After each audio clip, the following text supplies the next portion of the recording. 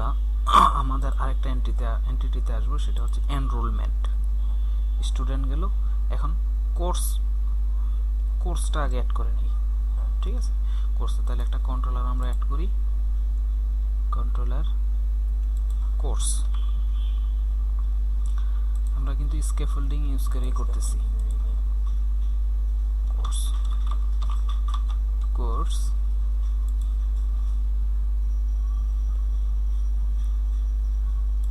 ওকে। এখন দেখবেন কোর্সের সাথে রিলেটেড যেই সাবজেক্ট আছে আর আছে কি টিউটর, এই দুইটা ড্রপ ডাউন অটো জেনারেট হবে। সেই দুইটা ড্রপ ডাউন অটো জেনারেট হবে এবং এদের ভ্যালুগুলা এরা ড্রপ ডাউনগুলো পপুলেট করবে দিয়ে, এই যে ভিউব্যাক দিয়ে। বুঝতে পারছেন? ড্রপ ডাউন দুইটা ভিউব্যাক দিয়ে সে পপুলেট করতেছে। এবং এখানে এসে দেখেন, যখন আমরা ক্রিয়েট করতেছি, ঠিক আছে, ক্রিয়েটের এখানেও এসে কিন্তু সে পোস্ট করার পরে, পোস্ট করতেছি তো, পোস্ট করার পরেও সে এখানে এই ভ্যালু দুইটা অ্যাসাইন করতেছে।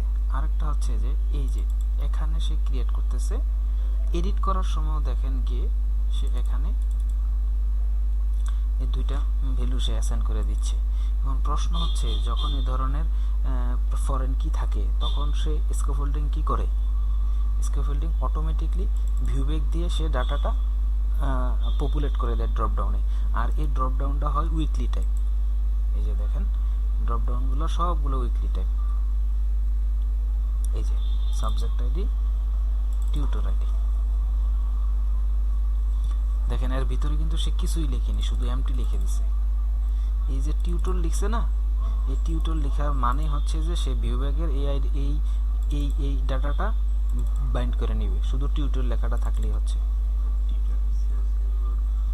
না। ভিউব্যাক দিয়ে যদি কোনো ডাটা পাঠাই, না না এই টিউটর, এখানে আমি যা খুশি তাই লিখবো। এখানে যদি আমি এবিসি লিখি, তাইলে ওখানে যদি এবিসি থাকে তাহলে সে বাইন্ড করে নিবে। যেহেতু ওখানে টিউটর আছে, এখানে টিউটর লিখলে সে অটোমেটিকলি ওখানে ভ্যালুটা বাইন্ড করে নিচ্ছে। এখানে এই যে এডিটের সময়, এই যে আমাদের ক্রিয়েটের সময় কিন্তু এই জিনিসটা লাগছে না, এটা অটো এখানে আসতেছে। কেন আসতেছে? এই যে এটা কেন এখানে দিচ্ছে, কারণ যদি ভুল হয়, ইনভ্যালিড হয়, তাইলে অবশ্যই যেটা এখান থেকে পাঠাচ্ছে, এই কোর্স থেকে যেটা পাঠাচ্ছে, এই কোর্স থেকে যেটা আসতেছে, সেই কোর্সের আইডিটা এবং টিউটরের আইডিটা এখানে সিলেক্টেড থাকবে। এই যে এখানে যেটা দেওয়া, মানে এটা আপনি এখন ভুলে যান, ঠিক আছে, এই দুইটা ভুলে যান। এখানে আসেন এডিটে আসার পর সময় কি হচ্ছে, এডিটে কোর্সগুলো ফাইন্ড করে নিয়ে আসতেছে, কোর্স আসছে, আসার পর এই কোর্সের মধ্যে ড্রপ ডাউনগুলো সিলেক্টেড অবস্থায় থাকা লাগবে না? কোন ভ্যালুটা সিলেক্টেড থাকবে? যে কোর্সের মধ্যে সাবজেক্টের যে আইডিটা থাকবে, সেটা এই সাবজেক্টের লিস্টের মধ্যে যেটা থাকবে সেটাই শো করবে ওখানে ড্রপ ডাউনে। আর যদি টিউটর যেটা থাকবে, এই কোর্সের মধ্যে টিউটর আইডি যেটা হবে সেটাই এখানে সিলেক্টেড অবস্থা থাকবে। কথা কি বুঝতে পারছেন? ভিউব্যাকের দিয়ে কাজ এটা। আর ভিউব্যাক ইউজ করাটা মানে দেখেন, এখানে ভিউব্যাক দিয়ে অ্যাসাইন করা লাগছে, এখানে অ্যাসাইন করা লাগছে, এখানে অ্যাসাইন করা লাগছে, সেম জিনিস অনেক জায়গায় 3 জায়গায় করা লাগছে। তাহলে আমি যদি ভিউ মডেল দিয়ে এক জায়গায় করে রাখি, তাহলে আমার অটোমেটিকলি সিলেক্টেড অবস্থায় একটা শো করবেই। আর তখন আমার এই প্যারামিটারগুলো দিয়ে ভ্যালুগুলা দিতে হচ্ছে না। বুঝতে পারছেন? সিলেক্টেড করানো লাগছে না প্যারামিটারগুলো দিয়ে। বুঝেন নাই? আমি এখানে লিখছি কি সিলেক্টেড লিস্ট, আর ওখানে লিখি ওই জায়গার মধ্যে সিলেক্টেড আইটেম, ঠিক আছে। এখন ওই প্রপার্টির সাথে রান টাইমে সে ম্যাচ করে নেয়। সিলেক্টেড আইটেম যখন লেখা হয় তখন সে রান টাইমে ম্যাচ করে নেয়। সিলেক্টেড আইটেম লিখলে সে রান টাইমে ম্যাচ করে নেয় প্রপার্টির মধ্যে যদিও যে ভ্যালুটা আসবে। কারণ আপনি যখন এরকম লিখেন না এডিট করার সময়, যে মডেল ডট ওই ভ্যালুগুলো অ্যাসাইন করেন এডিটের সময়, আবার ভিউ মডেলগুলোর মধ্যে অ্যাসাইন করেন না, এই যে অ্যাসাইন করে দেন এই জন্য সিলেক্টেড থাকে। না বুঝেন নাই? আচ্ছা, তাহলে এই যে এখানে দেখেন সাবজেক্ট, এগুলা হচ্ছে সব উইকলি টাইপ।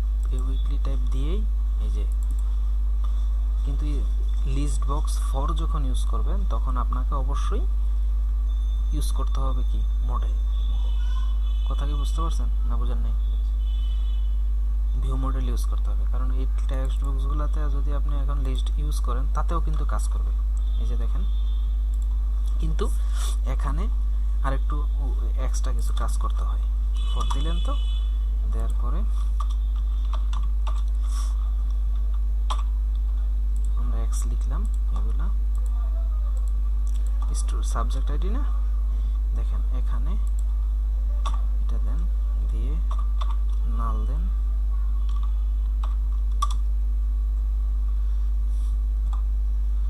এটা হবে এখানে।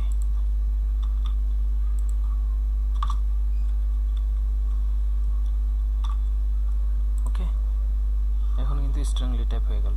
স্ট্রংলি টাইপ দিলে অবশ্যই এখানে ওই ইনফরমেশনগুলো দিতে হবে। যেহেতু আমি ভিউব্যাক ইউজ করি নাই, অটোমেটিকলি আমার এটার সাথে বাইন্ড হবে, সো আমার তো এখানে অবজেক্টের কালেকশন যাচ্ছে না, নালেই যাবে।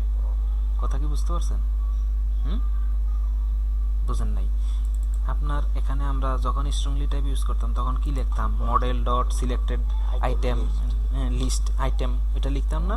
যেহেতু আমরা ভিউ মডেল ইউজ করি না, ভিউব্যাক দিয়ে লিখি, তাহলে ভিউব্যাক মানে হচ্ছে যে সে নামে ম্যাচ করে নেয়, এটা আর দিতে হবে না। আমি তো ওখান থেকে কালেকশন আকারে পাঠাচ্ছি, তাহলে সে এখানে নামে ম্যাচ করে নেবে। ঠিক আছে, দেখেন বুঝতে পারছেন? আচ্ছা, তাহলে কোর্সের ক্ষেত্রে এরকম সেম ভাবে এটা টিউটরের মধ্যে এরকম করতে পারেন। বুঝতে পারছেন? যদিও এই জিনিসগুলো স্কেফোল্ডিং দিয়ে এভাবে করে দেয়, কিন্তু রিয়েল লাইফ প্রজেক্টে কিন্তু এগুলা থাকে না, এত মানে হিজিবিজি কোড হয় না, মানে এখানে অনেক এক্সট্রা কোড লেখা, তাই না? যদিও এই কোডগুলা মানে টেস্টেড, তারপরেও আমার কাছে মনে হয় অনেক এক্সট্রা কোড লেখা। বুঝতে পারছেন? তাহলে একটু রান করে দেখি।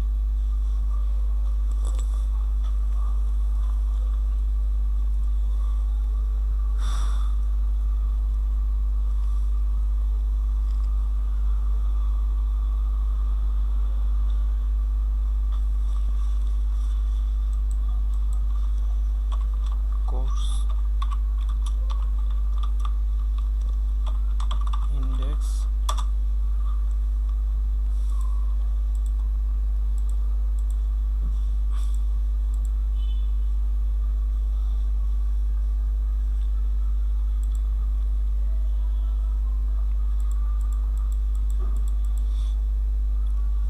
টিউটর এবং সাবজেক্ট দুইটার মধ্যে কোনো ভ্যালুই নাই, তাই না? টিউটরের মধ্যে যদি আমরা একটা ভ্যালু ঢুকিয়ে নেই, আসবে। বুঝতে পারছেন? আর জেন্ডারটা যেহেতু এটা করি নেই, বুঝতে পারছেন? তাহলে আমাদের এই টেবিলে এই ওই অনুযায়ী এনরোলমেন্ট হবে। ওকে, আর বাকি জেন্ডার দেখানোর দরকার নেই, সাবজেক্ট দেখানোর দরকার নেই, স্টুডেন্ট দেখানোর কি দরকার আছে? ইন্টু স্টুডেন্টের এন্ট্রি ফর্ম একই জিনিস। আমার মেইন উদ্দেশ্য কিন্তু এটা না, ঠিক আছে? আমার মেইন উদ্দেশ্য ছিল যে ডাটাবেসটা কিভাবে তৈরি করে। বুঝতে পারছেন? তো এখন যেটা আমি দেখাতে চাচ্ছি সেটা হচ্ছে যে এই যে এই অপারেশনগুলো আপনি বুঝেন কিনা, মানে এ ধরনের অপারেশনগুলো, ডিফল্ট যে অপারেশনটা, এই যে দেখেন এখানে স্ক্যাফোল্ডিং দিয়ে করলে কি হয়, একটা ইন্ডেক্স পেজ থাকে আর একটা ডিটেল পেজ থাকে, আর দুইটা করে ক্রিয়েট থাকে। একটা হচ্ছে যে পেজটা ক্রিয়েটে ভিউ হবে, এটা হলো গেট, ফার্স্ট টাইমে ক্রিয়েট, আর পোস্ট যখন সেভ দিব তখন সে এখানে আসবে, ভ্যালু নিয়ে আসবে। এই যে বাইন্ড কি, বাইন্ড হচ্ছে যে মানে এই ডাটাগুলোর বাহিরে সে এই কোর্সের মধ্যে আর কোনো ভ্যালু নিবে না। যদি 50টাও থাকে সে এই দুইটার বেশি নিবে না। বুঝতে পারছেন? আননেসেসারি ইনফরমেশন এখানে সে নিবে না। ক্লিয়ার? আচ্ছা, আর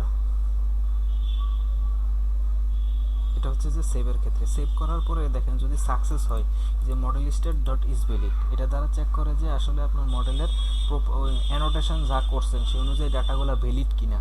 যদি ভ্যালিড হয় সেভ হওয়ার পরে রিডিরেক্ট করে কোথায় যাবে, ইন্ডেক্সে যাবে। ঠিক আছে, ইন্ডেক্সে গিয়ে দেখেন কোর্স ডট ইনক্লুড, এটা দেখছেন আর আগে ইনক্লুড, এভাবে কোর্স ডট ইনক্লুড দিয়ে সাবজেক্ট দিছে, ইনক্লুড দিয়ে টিউটর দিছে। এটার মানে হচ্ছে যে সে এই কোর্সের সাথে যারা যে সাবজেক্টগুলো আছে সেই সাবজেক্টগুলো নিয়ে আসো। এই যে দেখেন এখানে এই কোর্সের কি দেখাচ্ছে, দেখেন কোর্সের সাথে সাবজেক্ট দেখাচ্ছে, নেম দেখাচ্ছে, টিউটরের নামটাও দেখাচ্ছে, এখানে টিউটরের ইউজার নেমটা দেখাচ্ছে, সাবজেক্টের নেমটা দেখাচ্ছে। যদি আপনি ইনক্লুড না করতেন তাহলে কি আপনি সাবজেক্ট পেতেন? এই সাবজেক্ট কিন্তু এর সাথে আসতো না। আপনি কিন্তু কোর্স নিয়ে আসতেছেন, তাহলে সাবজেক্ট আসতো না। তাহলে এই যে ইনক্লুড করা মানে হচ্ছে এটা হচ্ছে ইগার লোডিং। কোর্সের জিনিস আমি কোর্সের জিনিসের সাথে আমার সাবজেক্টের জিনিস ইনক্লুড করে নিলাম। ঠিক আছে, এটা অনেকভাবে করা যায়। এটা এখান থেকে পাচ্ছে কি করে, মানে এখান থেকে রিডিরেক্ট হওয়ার পরে সে এখানে তো অটোমেটিকলি সবই চলে আসতেছে। কথা বুঝতে পারছেন? ইনক্লুড এটা হচ্ছে ইগার লোডিং। আমি আপনাকে যখন এই এন্টিটি ফ্রেমওয়ার্ক দিয়ে লিঙ্ক কুইরিগুলো দেখাবো তখন ওগুলো আপনি বুঝতে পারবেন। দুই ধরনের লোডিং আছে, একটা হচ্ছে লেজি লোডিং, তিন ধরনের আছে, লেজি লোডিং, ইগার লোডিং, আর একটা হচ্ছে এক্সপ্লিসিট লোডিং। ঠিক আছে, এটা হচ্ছে ইগার লোডিং। ইগার লোডিংটা হচ্ছে যে তার রিলেটেড ডাটাগুলো সহ চলে আসবে। আর লেজি লোডিংগুলো হচ্ছে যে প্যারেন্ট আসার সাথে সাথে তার কালেকশনগুলো নিয়ে চলে আসবে। যেমন একটা স্টুডেন্টের একটা ডিপার্টমেন্টের আন্ডারে কতগুলো স্টুডেন্ট আছে সেটাও চলে আসবে, সেটা হচ্ছে লেজি লোডিং। ঠিক আছে, ইগার লোডিং। ইগার লোডিংয়ে শুধু ওয়ান টু ওয়ান রিলেশনশিপের ম্যাপ করা ডাটাগুলোই আসে, ইনক্লুড করে নিতে হয়। এই ইনক্লুডটা আপনি সরাসরি এভাবে দিয়েও করতে পারেন অথবা এভাবে স্ট্রিং আকারে লিখে নিতে পারেন। বুঝতে পারছেন? ক্লিয়ার? হ্যাঁ, এটা হচ্ছে যে এই ডিফল্ট এগুলো আমি এক্সপ্লেন করলাম না, এগুলো আপনি বুঝেন, তাই না?